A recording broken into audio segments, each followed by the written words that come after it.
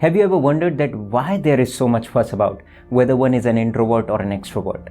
People are constantly categorizing each other as either one of them.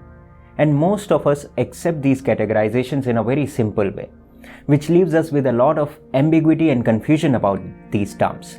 There are a lot of questions that need to be answered and addressed, like what is an introvert or an extrovert? Is one better than the other?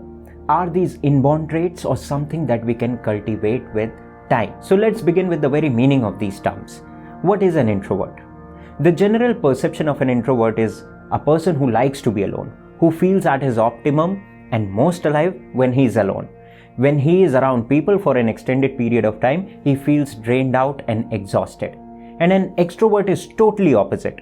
An extrovert really likes to be surrounded by people, he derives energy from the people, and if an extrovert is going to be left for an extended period of time in his own company, in his own solitude, then it will get really torturous and boring for an extrovert. So basically, we respond to stimulus of any kind in two different ways.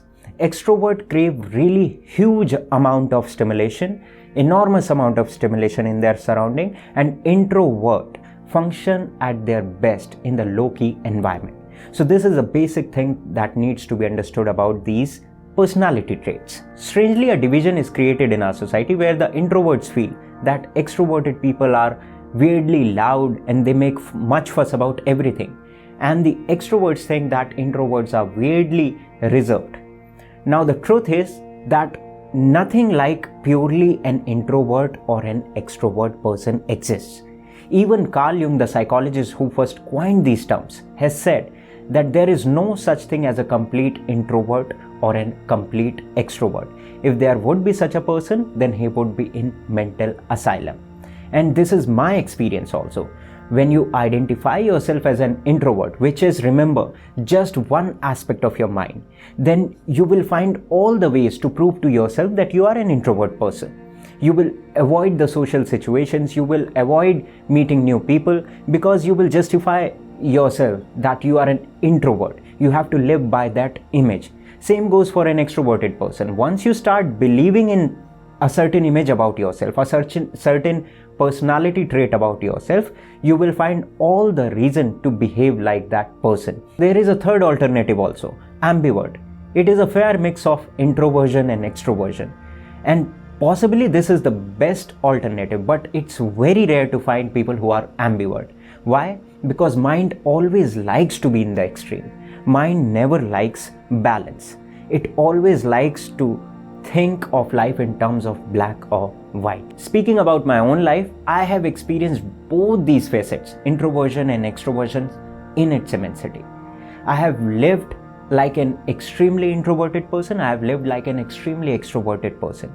And every time when this transition happened, I realized that it only took a discomfort of few days or few weeks to move from one to the other.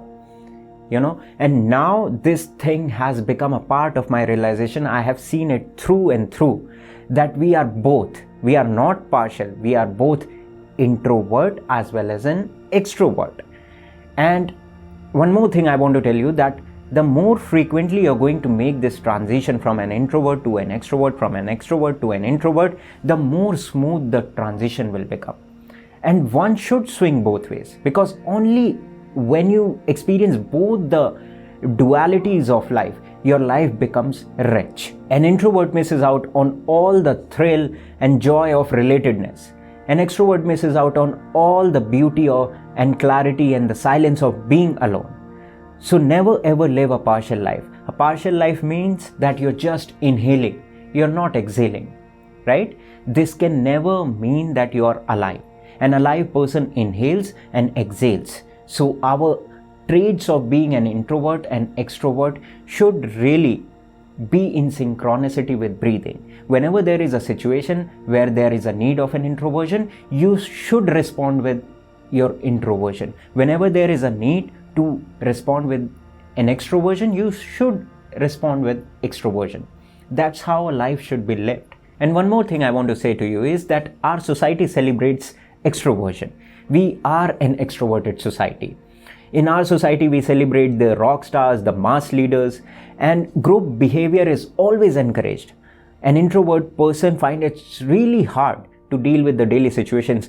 Extroverted person never ever faces these challenges in life. So an extrovert person can really develop this belief that nothing is wrong with him. He is not at all missing out on anything in life. And this is where the extroverted people go wrong.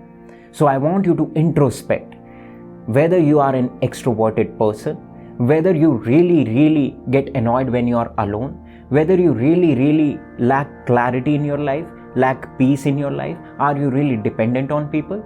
These are the questions that you should ask yourself, because there is a great need to experience our introversion. As a massive society, we should really go within. Most of us are just moving out all the time. There is a movie called Into the Wild. It's based on a real story. It's about a man who left all his belongings because he wanted to live alone for a while into the wild. And this is going to the extremities of your introversion.